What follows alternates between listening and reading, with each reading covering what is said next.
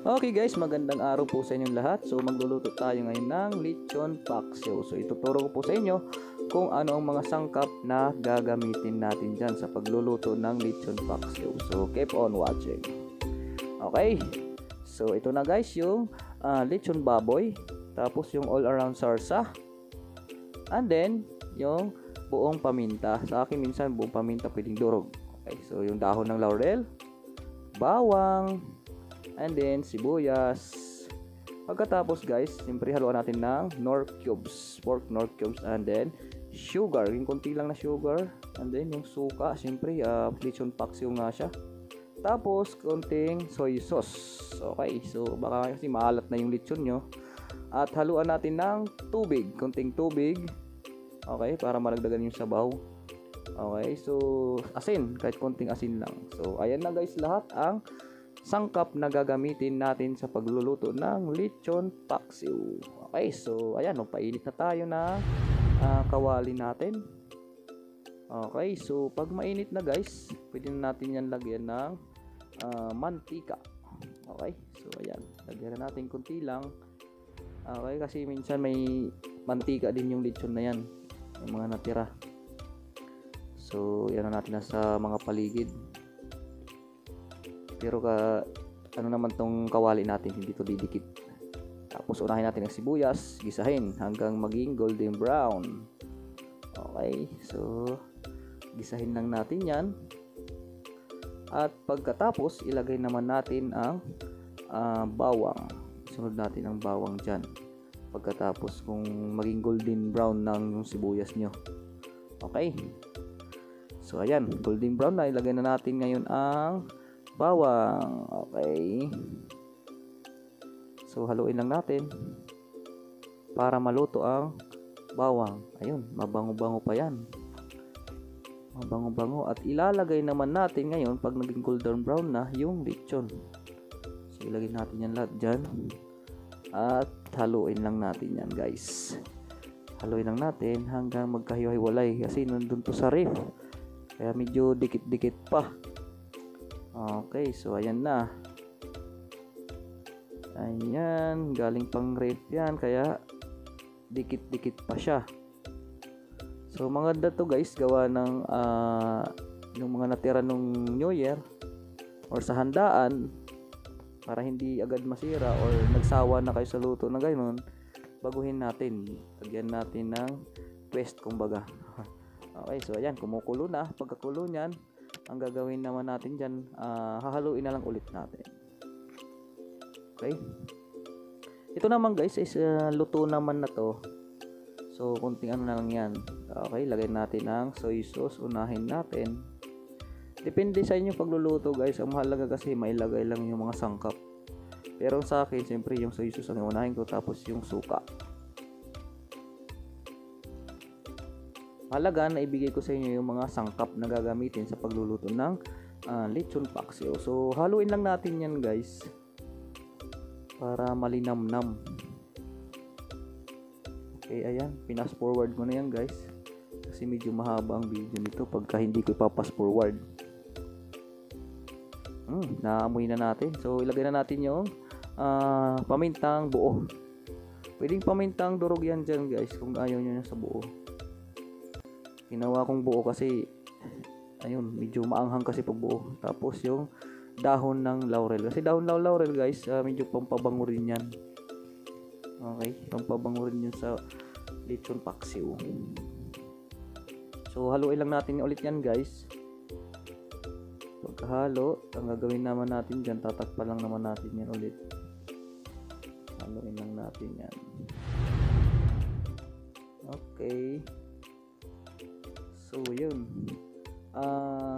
gagawin natin, takpan lang natin ulit yan at nang kumulo siya, hanggang kumulo siya.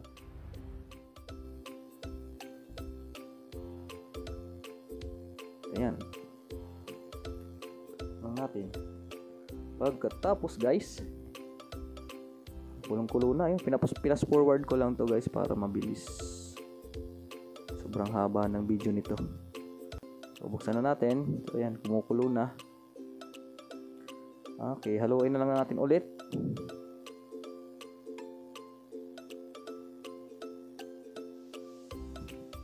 Ayan.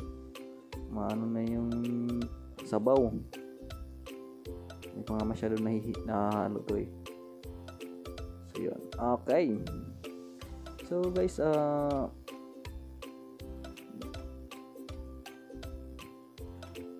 pag matagalan din to, pag naluto ng ganitong lechon paksiw, matagal maubos. O kaya matagal siya masira. Okay, so ihalo na natin yung all around sarsa. Okay. So hindi ko babanggitin yung pangalan, baka kasi masabi nila nagpo-promote tayo. So i-blur ko lang din yung niyan, yung brand. Basta all around sarsa yan. Alam nyo na yan kung anong gagamitin diyan. Okay.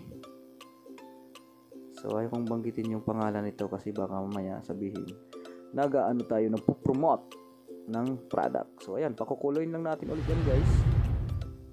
So lagyan lang natin ng konting tubig. Okay. So dadami yan mamaya pag natunaw na yung sarsa. So yung asukal, lagay na natin kasi medyo maalat. Pag mamaya medyo maalat yung lechon nyo. Okay.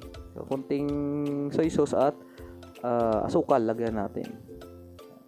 Asin, nilagyan ko pa ng asin na konti yan. Tapos and then yung pork cubes. Okay. Pork cubes. Okay. So ayaw ko rin mabanggit ng pangalan. Basta pork cubes. Ano mabanggit ng brand, kumbaga brand. Okay, halo-haloin lang natin yan and then ayan, malapit na. Nangangamoy na guys ang bango ng lechon paksiw. Okay, so ayan, takpan lang natin ulit yan guys at hanggang kumulo.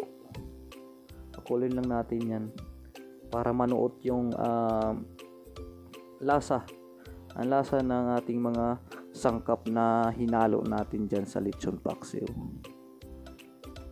So makikita nyo naman. Okay, kumukulo na. Buksan naman natin ngayon kung pwede nang tikman. Yan, tikman na natin. Malanamnam. Ayan na guys. Sarap. Lechon paksiw. Okay, medyo maalat-alat, no? Pag medyo maalat-alat guys, titikman nyo yan, di ba? Lagyan nyo lang ulit ng tubig yan. Pwede natin dagdagan yan pag maalat. Okay. Siyempre tatansyahin nyo yung luto nyo kung talagang sakto na, swak na sa panglasa nyo. Kasi yung sa akin dyan, dinagdagan ko ng konting tubig yan kasi medyo umalat. Nilagyan ko pa kasi ng asin yan. Yung lechon medyo maalat pala. Medyo maalat, kaya ayun, naparami ng lagyan pa ng asin, ay soy sauce pa. Ayan. Maganda dyan, lagyan nyo na lang ng tubig. Dagdagan nyo na lang ng tubig para medyo tumabang siya. At dagdagan nyo na ng sarsa.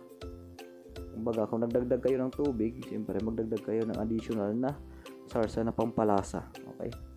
So, tikman na natin ulit. Kasi dinagdagan ko ng tubig yan. Okay, ayan. Pwede na, hindi pa na namit-gid guys. Sarap. So ayan, antayin lang natin ulit yan na kumulo. Okay? So, ayan na.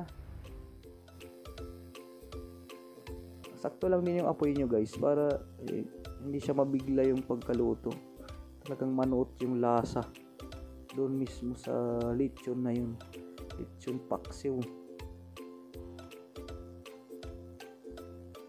Okay, so yan, kulong-kulo na yan at tingnan natin ulit kung pwede ng panglaban. Sus, ayan na guys. Ang bango. Ang bango naman ito. So halo-haloin lang natin yan guys at nang matikman ang lasa. Okay, halo ulit para yung mga nasa ibabaw maano rin sa ilalim, maluto rin. Okay, so yan, pakuloyin lang natin yan malapit na rin maluto to guys. Talagang mamaya yung lechon medyo matigas pa, anuhin natin, palambutin ng konti guys. Malapit na itong matapos at hahanguin na natin at nang makakain na, at ako'y nagugutom na sa amoy ng lechon paksiw. Basta ko itong magluluto guys, para matikman man lang kung anong luto natin sa lechon paksiw.